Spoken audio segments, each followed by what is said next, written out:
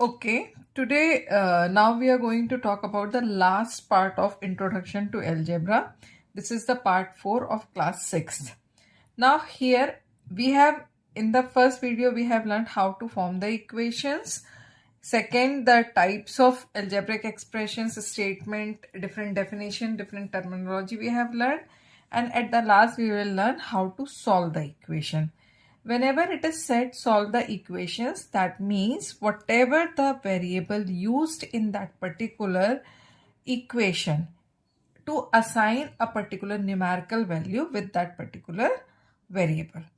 Okay, so like for example, suppose if I have 2x plus 1 equals to 7. So here the x is the variable. To assign a particular numerical value to this x is solving the equation. This question can be asked in that way also, to find out the value of particular variable. Now there are two different methods to solve the equations. This is the method 1. In the method 1, in the bracket some values has been given to you and it is asked to find out the value of variable, or it is said to solve the equation. This is also known as the hit and trial method. It is also known as the hit and trial method, which can be applied by two ways. Okay, so here the very first thing, you have to check on which side of the equation there is the variable.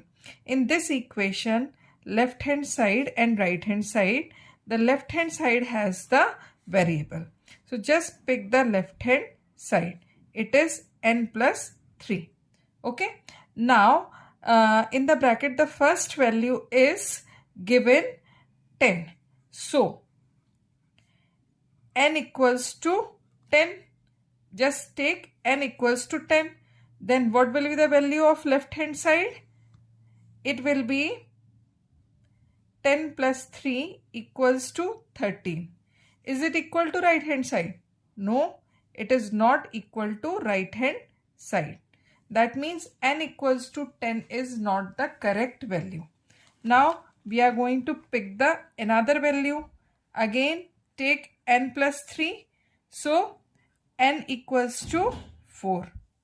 Now what will be the LHS when n is equals to 4?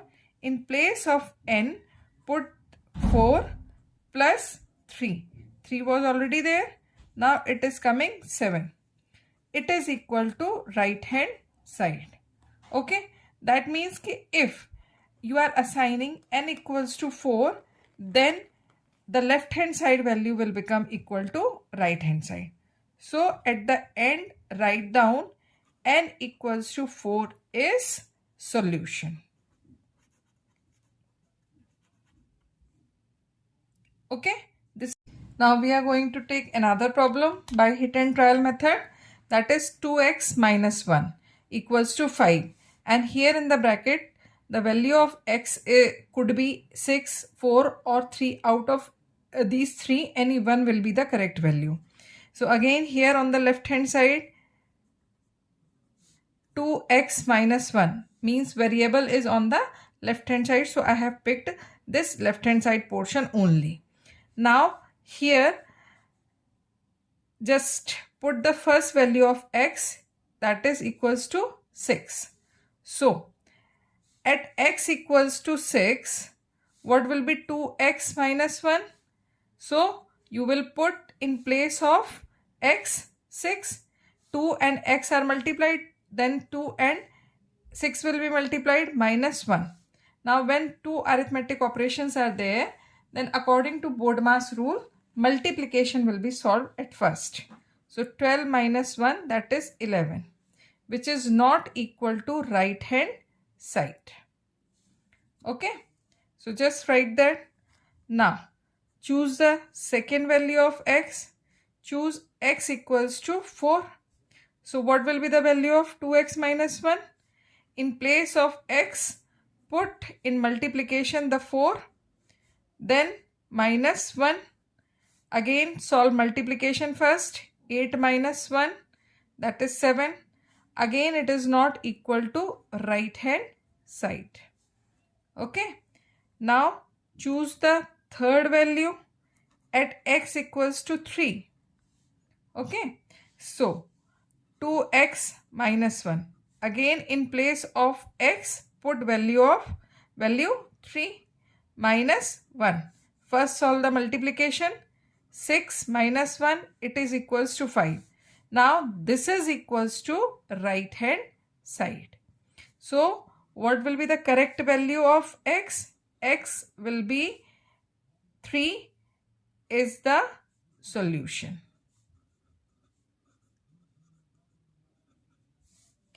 This way you can write down the answer by hit and trial method.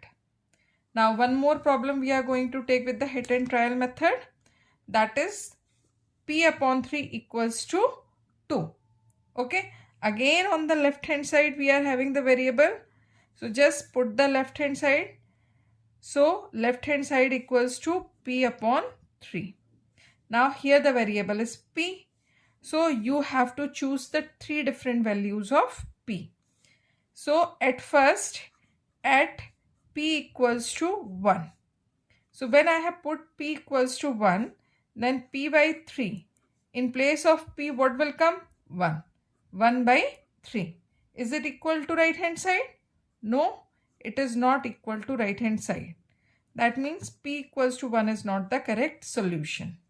Now come to the second value at p equals to 5. So what it will come? In place of p upon 3, it will come, p will be replaced by 5. 5 upon 3, which is again not equal to right hand side. So p equals to 5 also is not the right answer. Now we need to talk about the third value, p equals to 6. That is p upon 3. So 6 upon 3. It is equals to 2 and it is equals to right hand side. So p equals to 6 is correct answer. In this way you can find out the value of variable, but it is time taking process. Okay, so for the lower classes it is feasible, but for the higher classes to solve the equation it is not feasible. That's why the another method comes, which is the transposition method. In the transposition method, whenever you are transposing one number from left hand side to right hand side, the arithmetic operation before it changes. Okay, so if plus sign is there, then plus changes to minus or minus changes to plus, while if division is there, then it changes to multiplication and multiplication changes to division. Okay, that means if numerator and denominator is there, then in transposing, the denominator will become numerator, the denominator will become numerator, and the numerator will become denominator. Okay, in this way. So in this way the transposition happens. Now this was the basic theoretical concept. Now we will learn how to apply it.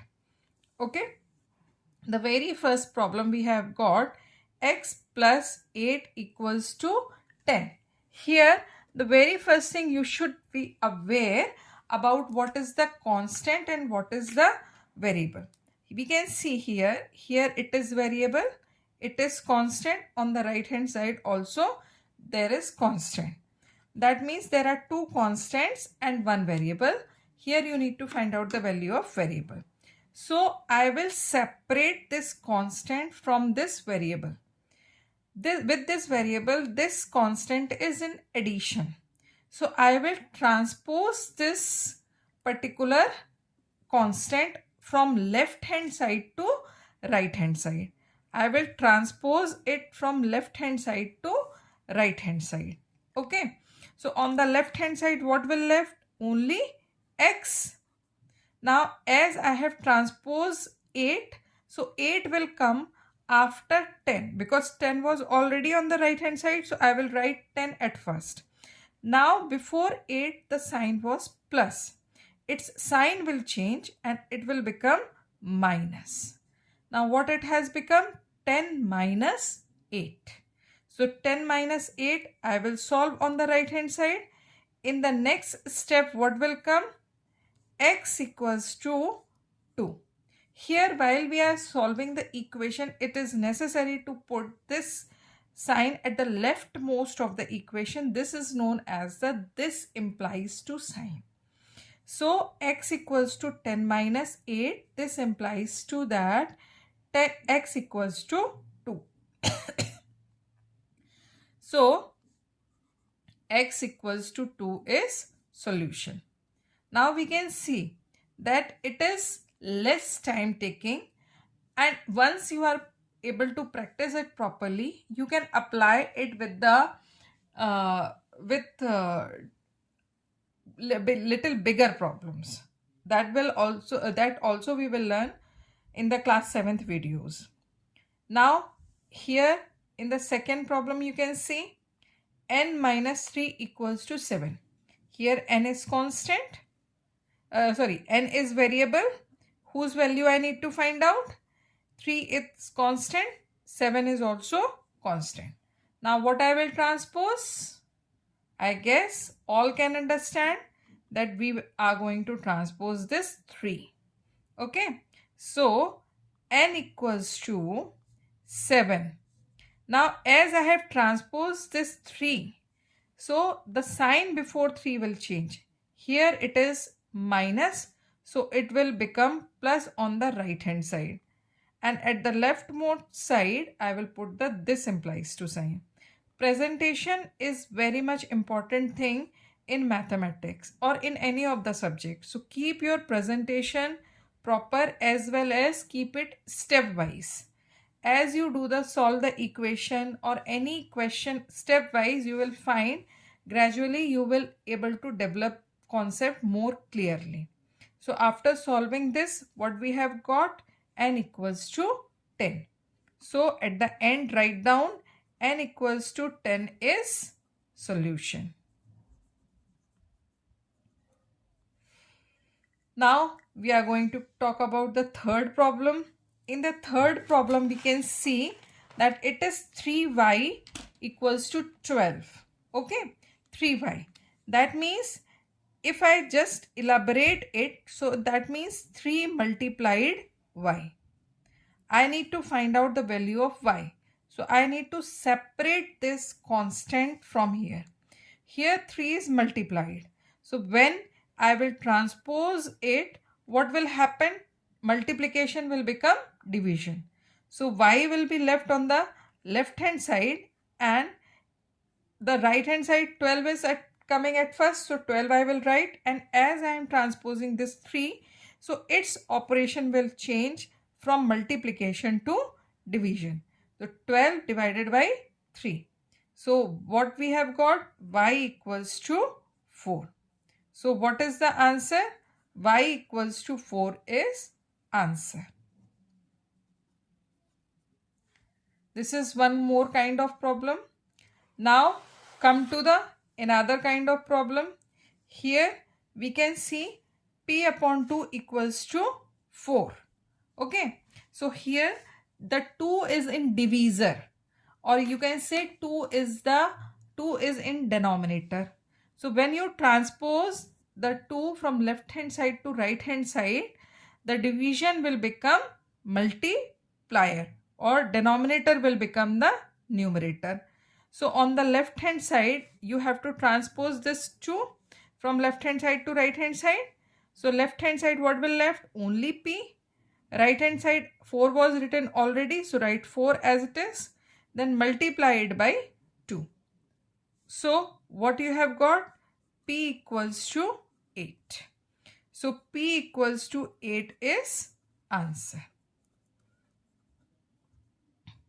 So here if we have seen in the problem A, B, C and D, there was only one arithmetic operation on the left hand side, so it was quite easy to solve them. Now come to the another kind of problem. Here on the left hand side we can see between 8 and x multiplication is there, so it has become one variable term. Clear? And with this, from this 1 is subtracted, means multiplication and subtraction, two arithmetic operations are defined on the left hand side, as well as on the left hand side only the variable is. So what we have to do in the transposition, it goes a little opposite than the mode mass. So here the first of all some addition or subtraction will solve. So at first I will transpose this 1. What I am going to transpose? This 1 from left hand side to right hand side. Clear? So just transpose it. So on the left hand side, what will left? 8x, because I have transposed only 1. Now here 8x equals to 6 was already on the right hand side. So 6, then plus 1. So what has come after solving right hand side? 8x equals to 7. Now I need to find out the value of x. So now I will transpose this 8. So again we can see 8 here is in multiplication. On the right hand side it will come in the denominator. So x will left on the left hand side, and 7 was already on the right hand side, so I will write 7 as it is. Now 8 was in the numerator here. On the other side it will become in the denominator. So x equals to 7 upon 8 is answer. So when there are two operations in the equation, it is required to solve it. Solve the addition and subtraction at first, then division or multiplication. So I guess now the transposition method is clear to everyone. If you want to acquainted, if you want to be very much go through it, just practice the same question 2-3 times. You will be able to understand the concept easily. And once you are able to understand the concept of transposition, the mathematics will become very easy for you. So just keep practicing, subscribe more video, press the bell icon also, so that all the time you will get the new videos. As I upload the new videos, it will be quite helpful for you. You will get the notification also. So keep learning. Bye.